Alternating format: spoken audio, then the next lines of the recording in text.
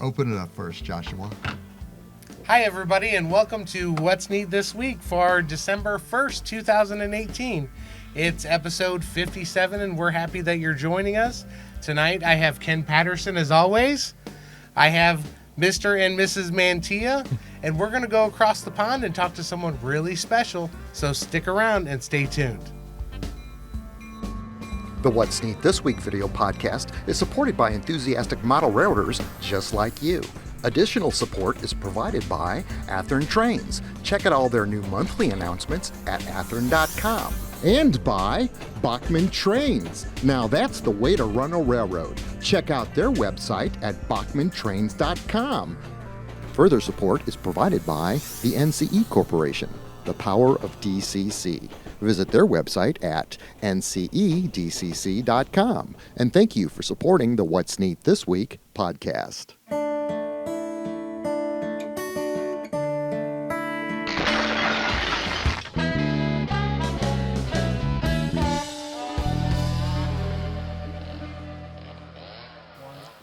This is the What's Neat This Week podcast, number 57, your favorite model railroad show on the internet. And that's because we try to make it the best we can with Happy, because this is the best hobby in the world. And tonight I've got with me Joshua Barton. And look over here, I've got Steven Mantia and his lovely wife, Glenda, because we're going to talk about buying and selling trains. That's part of the fun of this hobby. That's right. We've also got a very special guest that's going to take place 3/4 of the way through the show. In fact, Kathy Millett from England, my home country. Thank you very much, Kathy, as she drank tea at 8:30 in the morning my time, 2 o'clock her time. We pulled off a really great interview that really elaborates how great this hobby is and the participation that she's taken with regards to doing that syndicated model railroad program that's on British TV, where they compare the process of building layouts in a competition with rules and various types of things that you've got to meet the criteria of in order to win.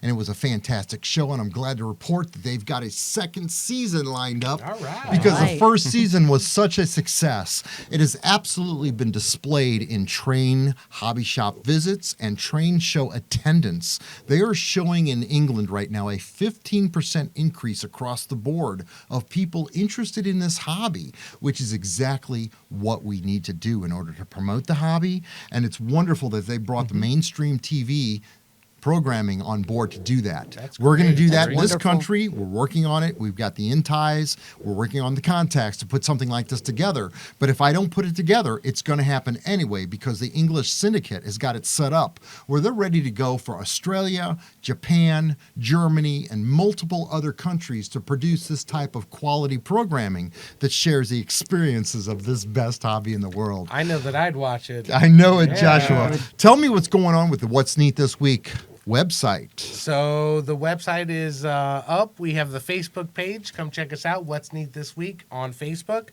Also check out our merchandise store at teespring/stores/WNTW/Ken Patterson. So check us out. Get yourself a shirt, some socks. I'm sure your loved ones would like to wear what we have. So, my Bosnian hairdresser cut my hair 2 days ago. I gave her $50 for an emergency haircut, and she laughed at me for wearing 2 pairs of glasses. I didn't bother to show her the show logo, but that would have pretty much explained it. The fact is, I'm blonde. This is the way it operates around here. Now, Steven, I want to give out your phone number for buying trains, because that's what you do for a living. We've brought you in on 2 shows in the past. That's correct. My first experience of meeting you and asking you, what are you doing in my neck of the woods? Following a stranger down the road, yes. Just and then I look think for trains, yes. Then you showed up in my studio here and you saw this 1,600 square feet of productive area. Tell me what went through your head when you saw that. I was amazed by what another visited came into some basement of seeing what I have, what I've walked into, of just the aspect and the quality of what we have here. How's this really different from when you go in and buy an estate? They probably got a box full of trains in the corner, right? A lot of times, yes. It's all been boxed up, and it's what's been left of somebody's collection, and you're picking up that way. It's nice to see the fact of operating layout and things that are here and there that That's you can awesome. get the opportunity Now, to you see. had a deal this week to purchase an Overland Models locomotive, which came in closer to the price of $1,200, which was close to retail on that purchase. That really wouldn't have been a good job to show on the show about A, you got a bargain, and B, here's the history, and C, let's take it up in the garage and sandblast it and paint it and add another $500 to its Yeah, value that's right. and show how easy it is to do something like that, and at the same time show you how to sandblast, paint a brass model to give you that professional quality finish. We can do that, and we do expose that type of work on the What's Neat show over at Model Railroad Hobbyist Magazine. I love doing that hour-long show every single month. I know, It just it's keeps great. my juices flowing when it comes to model building. But this podcast is more about the people, and you, in fact, are one of the individuals that I really want to exemplify on the show as being an honest, credible person to sell your entire husband's collection to if in fact you run into something like that. And you can call Steven. We're going to throw out his phone number. It's going to end up right down here on the bottom of the table. Check this out. 1-314-416-0888. And your collection is as good as gold. And then we're going to show off what it is we've got to work with on the show and kind of do an American Pickers type of a segment where we can show the value, the excitement, and some of the feelings behind the models. Because as you know very well, when you and I buy a piece of brass or we buy that one particular Athearn engine that we absolutely love, we've got this appreciative value in our hearts when we do it. That's how this hobby works. Exactly. It's the hobby of capturing the imagination, and we do capture that. Now, Glenda, tell me, what is it like to be married to such a cool guy like Steven over here? First, it's wonderful, and he's taught me a lot about trains, and it's just a new adventure just about every single day. And I just love learning about trains. Going to buy, sell is great. Now, after coming around here and seeing some of the scenery and some of the stuff that we do, is this something that we maybe can kind of draw you in on and get you to learn about? Does this excite you? It is very exciting. It's just, I walk around and I think that when I come these last couple visits, I see something I didn't see the last time. And it's just really cool. That's awesome. You guys have been married for 18 wonderful years, and I expect another great 10 to come up. And this is going to be fun because you're going to share all of that with us on the podcast over the next 10 years. Yep. Now, we've got the Utah Belt boxcar that we did, in fact, sell on eBay this week. Thank you very much to all the participants and bidders. There was only over 1,400 people that watched this auction, and we had a total of 57 bidders on this boxcar, which brought $500 to the Colorado Model Railroad Museum out in Greeley, Colorado. That brings us up to a grand total of just under, I think, $1,200 that we've raised for the museum so far. That's very good. And we've got a very special auction coming up. I may not run the B-roll of it right now, but we've got some extraordinary, fantastic work from George Celios, the fine scale miniature, and the Franklin and South Manchester layout out in Massachusetts.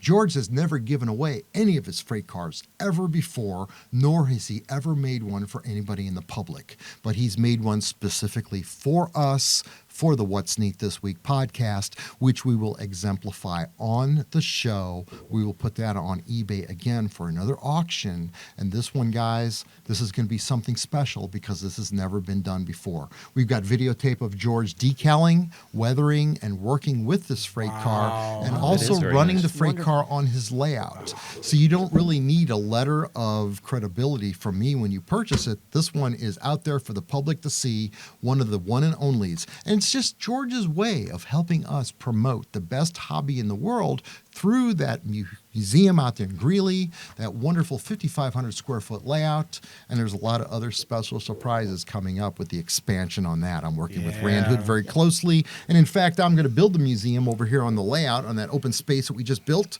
We're going to do one on one street, I believe that's what it is, right there through Greeley. We're going to put up the Butler building that the museum is in right now, the 10,000 square foot building, and then we're going to build the 3-story expansion right next to it as soon as Rand gets me those drawings. So look forward to seeing this out in real sunlight in an Athearn ad before it even happens.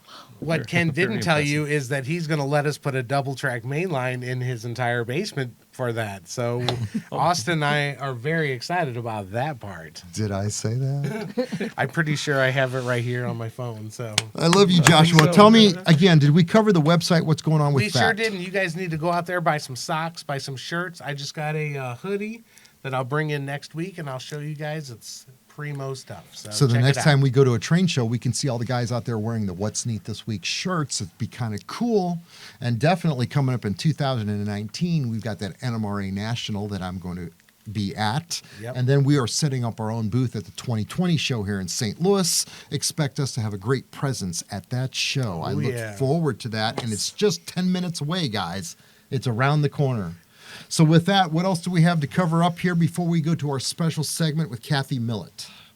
One thing I want to talk about is the NCE Power Pro Cab and the Power Cab. Now, we've talked about this for about 4 months on the show, but we're coming into our Christmas season, and I've got to tell you what, after the show that we did 2 weeks ago with Rand Hood, he's absolutely sold. He's bought a full-blown radio system now. I think that's the $600 system where you've got the radio, the Pro Cab, and the handheld throttle. That's his Christmas present for this year, and there's nothing else you have to think about, because now all you got to do is worry about just simply running your trains. You don't have to look at the throttle. You don't have to do any of the guesswork of what buttons I got to push. It's so intuitive and self-explanatory that Rand is another happy customer. I'm glad I closed that one. Thank you, Rand Hood, for that. But check it out, guys. It's coming up on Christmas. You only got a couple of weeks to go. Order your Power Cab and your Pro Cab systems from NCE. You know, we should go ahead and go in and don't tell Mike Buddy, but buy him one for Christmas and go over to his house and set it up. I think his wife will be down with that to let us in the basement. I'm good with that. Let's do it. That sounds like a great. good idea. It's done. Yeah. Don't tell him, though. Keep it a secret. You got to love it now. I love you guys. I think that's it. We covered that. Oh, yeah, this cool Athearn stuff that's on the table. Thank you, Chris Palomares. I wish you were here, Chris. We really miss it when you're here. I did the Bachman advertisement during the Kathy Millett segment, talking about the Owen 30 line of freight cars, which is magnificent and has created its own following of people all by itself. But tonight we've got the Athearn. Beautiful aces here on the table, and the fact that's really great about this is Athearn has now included LED lights in their production line, so you get full quality bright ditch lights and headlights on your locomotives like you've never seen before, and guess what? They're not going to burn out anytime soon. That's right. So thank you very much, Athearn, for doing that. We've also ran in the screen roll tonight of the opening credits of the show this beautiful, I'm going to call it a hedgehog, the NNS locomotive with that beautiful red front on it. It's one of the special locomotives that they've painted up that Athearn is now producing. So very, very much want to thank Athearn for supporting the What's Neat This Week podcast, which is nothing about spreading this beautiful hobby that we all love, the best hobby in the world. So with that, what we're going to do now is conclude the show with a 22-minute interview that I did at 8:30 this morning with Kathy Millett, that wonderful model railroader that we all know from England, from my home country. And in fact, it was great because I stayed awake. I was at the end of my 19-hour day right before I crashed, right before this interview. So forgive me for looking red-eyed and tired, but rock and roll. Kathy held up on her own. This woman is absolutely incredible. We're going to learn a lot in the next 22 minutes, and then we're going to close out the show with a great run-by. So that's the What's Neat This Week number 57. And Kathy's going to close it out for us right after the interview. Okay, this is the What's Neat This Week, part 2 of the show that we've got going on this weekend. And I've got to tell you, I've got a very special guest all the way from my home country of England, Kathy Millett. Kathy, welcome to the What's Neat show. It's really weird, Kathy. The sun is rising here, and I think it's 2 o'clock in the afternoon where you are. Yeah, but we haven't got any sun. Rock and roll. It's lovely to be here anyway. I've got plenty of sun to share with you, so I'll throw the screen to you and let you have some of that. But you are a model railroader. You are an amazing, talented individual, and you've done something that I very much would like to do. You've gone mainstream TV to promote the hobby. Tell us about that great adventure. It's called the Great Model Railroad Challenge. It runs on Channel 5 in British TV. And you are quite a star. I watched the episodes. You're fantastic. Good job, Kathy. Thanks, Ken. It's been brilliant. It's been absolutely amazing. So the concept is a bit like Bake Off. We have the Great British Bake Off. And the idea is each week, 3 teams build a layout each. Okay. And there's 6 people in a team. They build a layout in 24 hours spread across 2.5 days. And the winner goes through to a final, and there were 5 teams in the final. And they all built a layout each from scratch, nothing brought with them, and then joined them all together to a long 50-foot layout. And it was awesome. That was awesome. The grand finale of connecting all the layouts together truly put those gentlemen to a challenge, because it's one thing to build your own individual layout and have it pass the test, but then you've got to connect them all together. Now, something funny, I want to bring this up because I want to get you to laugh. You seemed a little stern on the show. You want to explain to me why that was? They told me to be stern. I'm supposed to be a stern judge and look serious. So I gave him my serious face a lot. Yes, you did. I thought you couldn't smile. I made jokes about it, but I'm so happy. Look at that. You do have a beautiful smile, Kathy. But they kind of did, in order to make the show a little bit interesting, they kind of set it up a little bit where you did be the judgmental, this detail, that detail. I watched it. I'm glad my layout wasn't being judged by you, hon. I would have, you know what I mean? The thing is, they make you say one good thing and one bad thing. And it was the bad things sometimes they put on, and they didn't put all the good things that I said as well. I was just blown away how much people got done. I went into the first heat recording thinking, they are never going to build layouts in this time. It's such a tall ask. And every team did an amazing job. Just hats off to them. Absolutely. I didn't even think I saw one of the gentlemen start to cry when his layout was sort of disqualified because they had a few extra 2 buildings on there than what the rules allowed.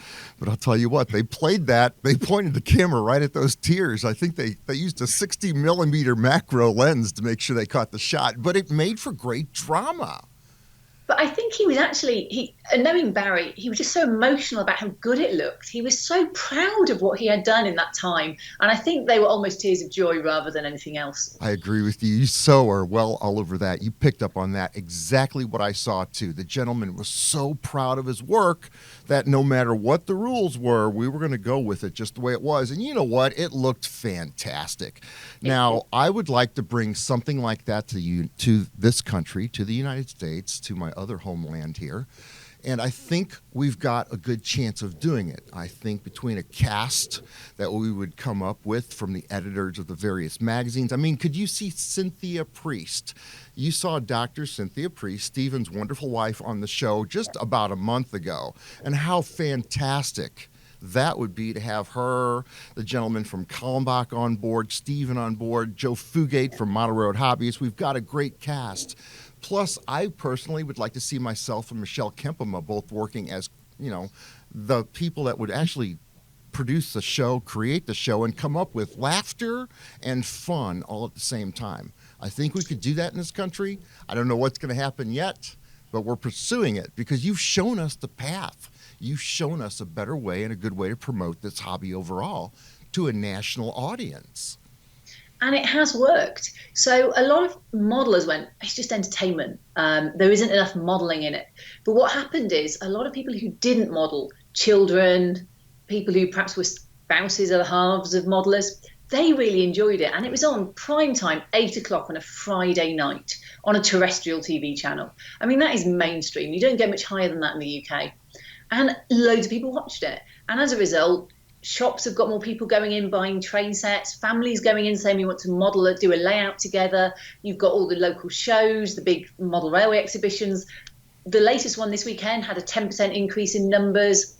People are turning up in the hobby shops. It's having a huge positive impact on the hobby. And that's what we want, isn't it? We want people to see what a great hobby it is. Absolutely right. We're doing that a little bit with the internet, what we're able to do, but just the fact that you said sales are up, train show attendance is up, and all of that could be directly contributed to the national program that you were on. Well, I tell you what, that's the juice that we could use. I mean, why stop in the United States? Let's do one in Australia. Let's work ourselves around the country. I mean, I don't speak Japanese, but I'm sure we could put the words right underneath what I'm saying when I say this is the best hobby in the world. and let's go with the competition. I think that would just be fantastic. Now, do you see them doing another season, or do you think this is a one-time? No, they've renewed for a second season. And you talk about it going around the world. Well, the production company have the rights to it, have had inquiries from other countries. So let's just hope that other countries pick it up. I think somewhere like Germany that has a huge amount of modelers would be a classic place that would find this a really good show, as well as the United States. That's fantastic. I'll tell you what, if you got an extra room, just count me in. I'll be glad to help you guys produce that one and learn what I can to bring it here. Maybe I can convince It's a those production boys. company and they have the rights. So That would be awesome. I mean, could you see Gareth Bear from Rapido Trains? He's one of our brothers too from England. He'd be perfect for that. I know. Now, so Kathy, let me ask you. I know you're a model railroader, and your apartment, your home is probably full of a lot of model railroad projects that you've started, and maybe they're sitting around. What must it like to be Kathy Millett with all the trains in your own place there? What's it like? My friends joke, I never cook. So my big range cooker that's beautiful, covered in models. That's fantastic. Just extra space. So I model in my kitchen. It's a really nice place. I've got my utility room with my 2 3D printers I've just got. My layout's in the loft. I've just got models in almost every room. Wow, you're technologically savvy. You said 3D printers. Tell me, what do you like about those? Do you make a lot of stuff with them? It's running constantly at the moment. I just like the fact that, A, they can be precise. I'm trying to build my whole new micro layout that I'm doing without wood, because I hate sawing wood. It's messy, it's whatever. And I've got this really junk filament that's useless, so I'm just using it to print loads of brackets at the moment. So my poor printer is just printing day and night, building these like brackets for my curved lighting units and things. That's funny, because when I use those 3D printers at night over here, they're kind of loud and I get yelled at, so I can't do it in the middle of the night. But you can do it 24/7. Yeah, sorry, I'm just going to turn my phone off. That's funny. Now, what's your primary favorite scale? When you're doing a project, do you like larger scales or you HO scale? What's your favorite scale that you model? I've got a lot in HO. I like large scales because you can do more detail. So for diorama, I'll often do a larger scale. But for running trains, I think HO is a nice mix. It's a difficult one. My next micro layout is 00 and 009, which is British, slightly larger than HO. And I'm just looking at some of the engineering challenges I have, like double flange wheels and stub turnouts and moving frogs. And I'm thinking they will be easier in a larger scale. God, this is so amazing. I can't wait to hang out with you. Now, when you're sitting there, you're working with your models and you're sitting there, I can just see you right there working. Do you work like in a club environment? Do you hang out with other modelers, or would you call yourself a lone wolf type of a modeler? I'm not a member of a local club. The club I'm a member of doesn't really have much of a presence where I am, and I'm in the NMRA, which is a North American modelling club in the UK. So everybody who's a member models North American predominantly. And I could go to a local club, but I like doing my own things and I want to do everything. So I tend to model at home. I've got a lot of modelling friends, so I visit other people's layouts, go around to people's houses, look at their layouts. In the UK, there's loads of shows, probably more than the US. So every weekend there's a show I could drive to if I want to. I tend not to do as many now because I'd rather do the modelling than watch other people's modelling. But there's plenty of opportunity to talk to people and just learn new skills and look at things. That's absolutely amazing. Now, I've seen Bachman UK over there do the presentation with the Flying Scotchman when they came out with that locomotive in HO scale. And as I recall, they actually had the real prototype on for their presentation of the announcement of the model. And it's absolutely amazing. The fact is, and I also want to thank Bachman Trains for sponsoring the What's Neat This Week podcast. I know it sounds like I say that every week, but the fact is, every week they've got some really neat products. And this week I was out shooting a brand new ON30 boxcar in their ON30 line, which is something that they had come out with just about 15 years ago, which really changed the market of modeling when they came out with ON30.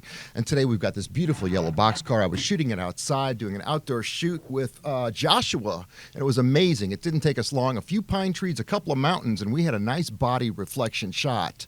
I love when jobs work out nice, and this is a great car to add to their fleet and their line of ON30 cars. Thank you very much, Bachman, for sponsoring the What's Neat This Week podcast. Now, I want to go back to Kathy Millett because I understand Kathy and I shared a parallel in life. I realized I called you my sister earlier, but the fact is, we both kind of did the same thing in high school where instead of studying scholastics like we should have been, I told you I was drawing trestles on a piece of paper and writing a bus to go get Model Railroader magazine back in 1979. And you were kind of doing the same thing in the early 80s and late 70s, weren't you? More the early 80s. And I started modeling when I was in what you would call high school. And it lasted a few years before the rest of life got in the way and I moved on to other types of art and hobby. But I just remembered how much I loved it. And about a decade later, I came back to it and haven't looked back since. I remember in high school, I probably built like 3 different layouts through that period of my life because I kept learning so quickly that after about 6 or 9 months, I got bored and rebuilt another one. Did you find yourself like, when I'm doing a layout like that, it's so consuming as a youth that you just think about it all the time? Can you relate to that? Yeah, and it's like that now. I lie at bed at night thinking, how am I going to do the lighting on that? You know, how am I going to do this? And I just find your subconscious works on all those problems and sorts them all out for you. That's amazing, Kathy. It's so awesome having you on the show. Now, another thing I want to talk about, and I think you can relate to me directly on this, is when you go to a train show and you've got, in my example, I've got to do 18 interviews in approximately 10 hours. We have a great following of individuals that want to exchange and show their gratitude for what it is we've done for the hobby. And you being on a national program and you making your own YouTube videos that you've been doing for years, you yourself have got quite a reputation. Describe to me your average train show when you want to go shopping for something quick. Tell me about that. It is hard, but it's really sweet. I have little kids coming up to me now asking for my autograph, which is so sweet. It's wonderful. And it is hard to get from one end of a train show to the other without being stopped several times. But, you know, there's plenty of time. I'm there for the whole weekend normally, so there's plenty of time to talk to people and, you know, meet them and take the selfies with them and whatever else it is that they want to do. Selfies, that's kind of something new just in the last few years, isn't it? Oh, yeah. I remember the old days. They'd ask you to sign a mainline modeler, or maybe I'd get one of the 13 Walthers catalogs handed at me and say, would you be so kind as to just to sign this, Mr. Ken Patterson? And I, of course, the gratitude was beautiful. But I tell you what, when it comes time to getting the jobs done and getting our, you know, what we want to do accomplished, or even just go shopping, we've got to be able to know that we've got to take the time ahead of time. We're not going to be there for 10 minutes. We're going to be there for an hour. Oh, yeah. Every person you buy something off wants to talk to you for 10, 20 minutes at least. It's an awesome, wonderful gift to have to deal with. And the fact that you and I both can absolutely relate to it, it's kind of unusual. How many people do I know in the world that I can meet that I can say that with? Probably not many, though my co-judge Steve Flint, who was also on the show, had a great time with loads of people as well. So there's a few people out there in the world that have got similar experiences. That's fantastic. Now I've got the great question I love to ask everybody, because every time I ask this question, the answer is always different. You have obviously got a passion for this hobby. Where did this come from, Kathy? I could blame my dad for starting me off as a kid, but coming back to it later in life, there's several things I love about the hobby. One is creating a miniature world. It's just this entire world that you control and it's there in front of you and it's really small. But the other thing is it's a really broad hobby. So you can do woodwork, which I don't like. You can do track laying, which I'm okay at. And then you can do electrics, electronics, you can do computer stuff, 3D modeling, 3D printing, scenery. There's just so much you can do. And I love the research side of it too. So at the moment, I'm trying to work out how the stub points in Port de Norwich were thrown. And I've got people looking it up for me and people helping, give me ideas, trying to work out what I need to model to make it look real. And things like that are just fun. You spend ages poring over old photos trying to find exactly how something was. And there may not be a right answer anymore. You know, you hope someone remembers it or nobody ever has a back photo of the building. Absolutely.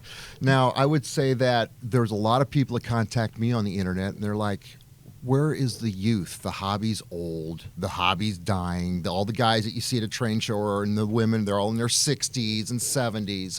I'm not seeing that with the internet programming that we're doing. I've got, Nicholas with the beautiful pumpkin where he carved out what's neat this week in it. Thank you very much, Nicholas. That was precious.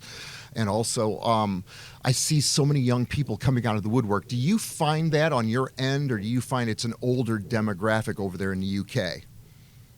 I think there is definitely the older demographic that's the backbone of the hobby. But I do see younger people coming in. I think what people forget is you do it as a kid, and then life gets in the way. You go to university, you start working. There's no way you can A, afford it, B, have the time. It's a hobby that takes time. That's why we do it. It fills our time. And also space. When you're starting out in life, you don't have a big house. So where are you going to put all of this stuff? You don't. So I think you come back to it when you're a little bit more established. So what I'm keen on doing is giving children and youth that kind of good emotional connection with the hobby. They enjoy doing it. They see it as something they loved. And then later in life, they look back and they go, I really enjoyed that and I want to do it again. That's awesome. That's exactly why every time I refer to this as the best hobby in the world, you just nailed it. For a lot of people, just like the show that we produce, it's that secure spot. It's that spot where you can go to get away from your normal, everyday life that may or may not be stressful, but the fact is you find your comfort zone in your own abilities to create, make yourself feel good, stand back, look at it, make changes, and just like you said, you're in control of your layout.